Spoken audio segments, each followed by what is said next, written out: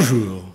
Quel est le seul parking de la Martinique où l'on ne fait pas la différence entre les voitures de la direction et celles des salariés?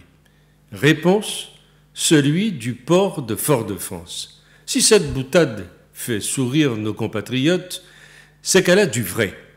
Un simple coup d'œil au parking en question le confirme d'ailleurs aisément.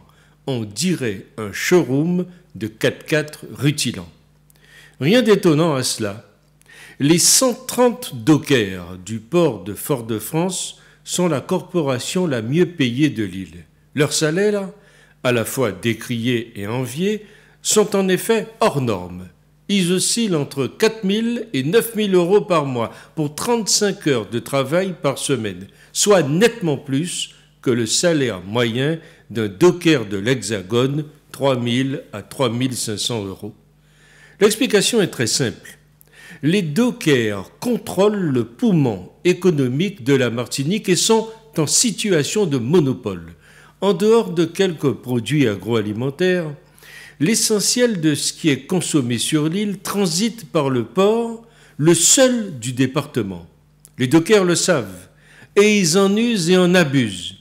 Les blocages quasi quotidiens du début des années 2000 ont certes disparu, mais le trafic n'est jamais à l'abri de mouvements intempestifs, comme aujourd'hui.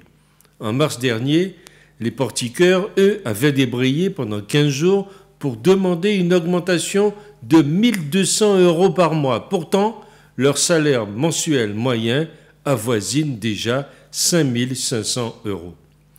La tactique est payante. Comme la banane, le principal produit d'exportation du port, est une denrée très périssable, les dockers ont un énorme pouvoir de nuisance. Il leur suffit de croiser les bras pendant quelques jours pour mettre en péril toute la filière bananière qui fait vivre près d'un salarié martiniquais sur 5. Résultat, les revendications salariales des dockers sont sans limite. Et si on les refuse, c'est le blocage assuré. Dans ce conflit, celui d'aujourd'hui, celui qui bloque des milliers d'automobiles sur le port, nous sommes en présence d'individus dépourvus de bon sens et qui ne maîtrisent pas les conséquences de leurs actes ni de la légalité de leurs mouvements. Ils suivent comme des moutons. Ce sont donc des illettrés qui se protègent derrière le fait qu'ils soient syndiqués. Ah, les syndicats! On ne comprend pas le silence d'ailleurs de nos députés et sénateurs sur toutes ces grèves programmées avant la fin de l'année, des grèves qui enfoncent l'île mais dégradent aussi sa réputation à l'extérieur. C'est ce que je crois.